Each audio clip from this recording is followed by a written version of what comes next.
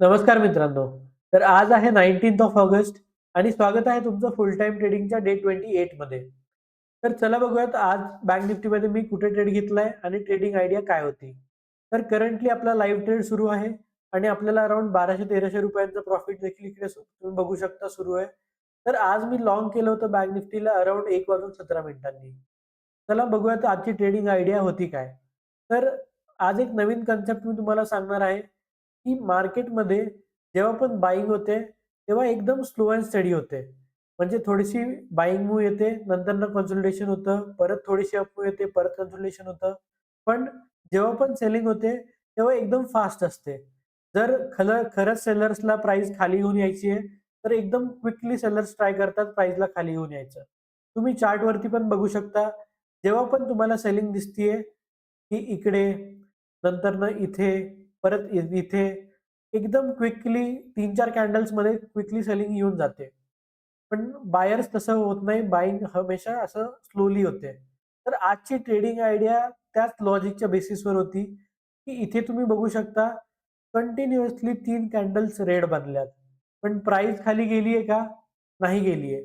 Price struggle करते इथून खाली जायला. आणि 3 कॅन्डलमध्ये हा आहे 30 मिनिटचा बँक निफ्टीचा चार्ट.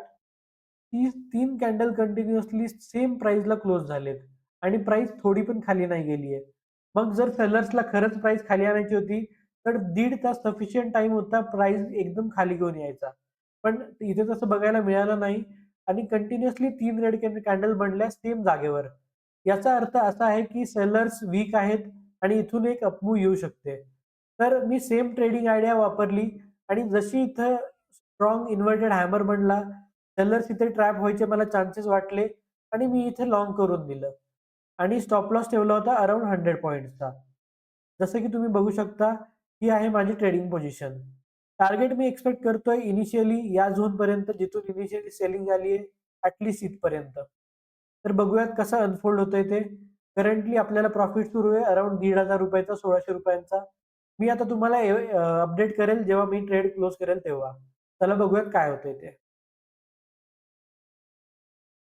तर मित्रांनो आपलं फर्स्ट टार्गेट ऑलरेडी हिट झालेलं आहे आणि करंटली प्रॉफिट जर बघायला गेले तर अराउंड ₹3,000 आसपास सुरू आहे. पण बाईंग ट्रेंड बघता मला असं वाटतंय की प्राइस या लेव्हलच्या वरती पण जाऊ शकते, जे की आहे 57,200 लेव्हल. कारण ही मल्टिपल टाइम्स टेस्ट झाली आहे लेव्हल. मग याच्यावरती जायचे हाय चान्सेस आहे. सो मी विचार करतोय थोडंसं अजून वेट करतो. करंटली प्रॉफिट सुरू आहे ₹3,000 3,200 वगैरेच्या आसपास. तर बघूयात काय होतंय ते. जर मला थोडी वीकनेस दिसेल तर माईट बी मी 1 लॉट एक्झिट करेल वगैरे. मी आता तुम्हाला अपडेट करेल डायरेक्टली एक्झिट केल्यानंतर, किती प्रॉफिट, किती लॉस बुक केला त्याच्या अकॉर्डिंग. तर करंटली 3,200 3,300 च्या आसपास सुरू आहे. मी तुम्हाला अपडेट करतो.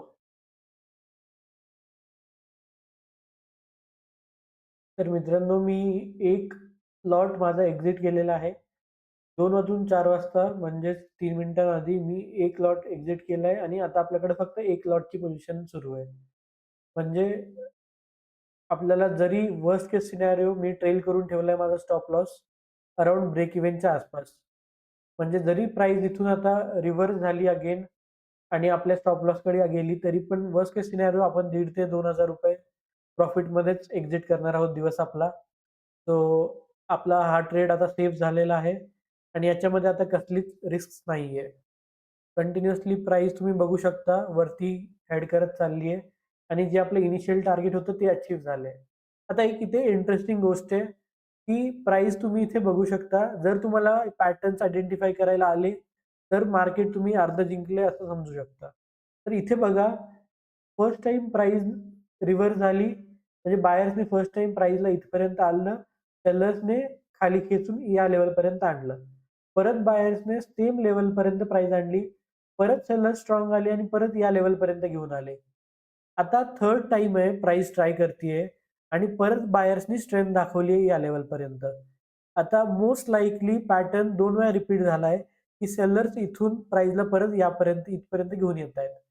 सो खूप हाय चान्सेस आहेत, की थर्ड टाईम असं होणार नाही आणि ही जी लेव्हल आहे, या या लेव्हलचा ब्रेक आपल्याला बघायला भेटू शकतो आणि प्राइस याच्या वरती जाऊ शकते.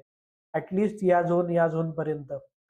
तर त्याच्यामुळे मी एक लॉट होल्डिंग ठेवलंय अजून पण आणि ट्रेल करून ठेवलंय माझा स्टॉप लॉस. करंटली अराउंड ₹3,500 चा प्रॉफिट सुरू आहे.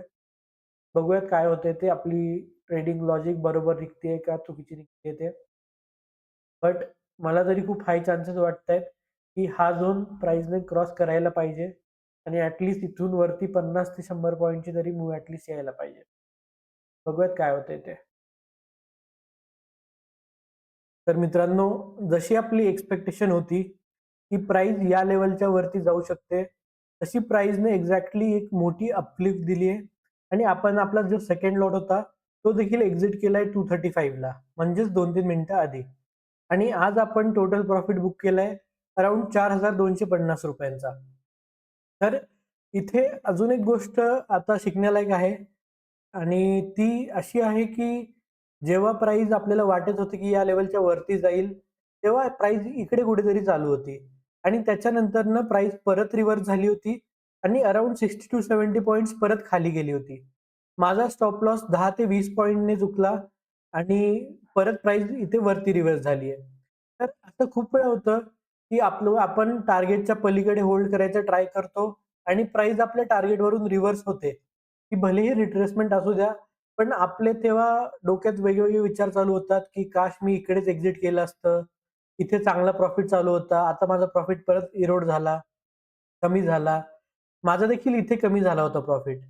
कारण एक लॉट मी ऑलरेडी इथे एक्झिट केला होता आणि एक ट्रेल केला होता. पण मी ट्रेलिंग स्टॉप लॉसला स्टिक राहिलो आणि रँडमली कुठेही एक्झिट केलं नाही. कारण अशा चुका मी ऑलरेडी मागच्या वर्षांमध्ये खूप केल्यात. सो जेव्हा पण तुम्हाला असं वाटतंय, की टार्गेटच्या पलीकडे आपल्याला होल्ड करायचंय आणि तुम्ही अर्धी क्वांटिटी एक्झिट केली ऑलरेडी, तर जे तुम्ही ट्रेल करून ठेवलंय त्याला स्टिक राहावा. मग भलेही ते ब्रेक इव्हनला असू द्या तरीही. कारण चान्सेस असतात, की ही रिट्रेसमेंट असेल आणि कुठल्याही लेव्हलवरून प्राइस रिव्हर्स होऊ शकते. तर अशा आपल्याला आजच्या 2 लर्निंग शिकायला भेटल्या. एक होते, की सेलिंग नेहमी फास्ट असते आणि दुसरी होती, की जर तुम्ही अर्धी क्वांटिटी एक्झिट करताय आणि डिसाईड करताय, की मोठ्या टार्गेटसाठी होल्ड करायचं, तर जे तुम्ही ट्रेल करून ठेवलंय तिथे स्टिक राहावा आणि टार्गेट हिट झाल्यापर्यंत किंवा मार्केट टायमिंग संपेपर्यंत ट्रेडला होल्ड करा. तर आय होप तुम्हाला या चार्ट स्टोरीमधून काहीतरी नवीन शिकायला मिळालं असेल. या लाईव्ह ट्रेडिंगमधून काहीतरी नवीन समजलं असेल. जर आवडला असेल व्हिडिओ तर लाईक करा, चॅनलला सबस्क्राईब करा आणि तोपर्यंत ट्रेड करत राहा, रिस्क मॅनेज करत राहा. भेटूयात पुढच्या व्हिडिओमध्ये.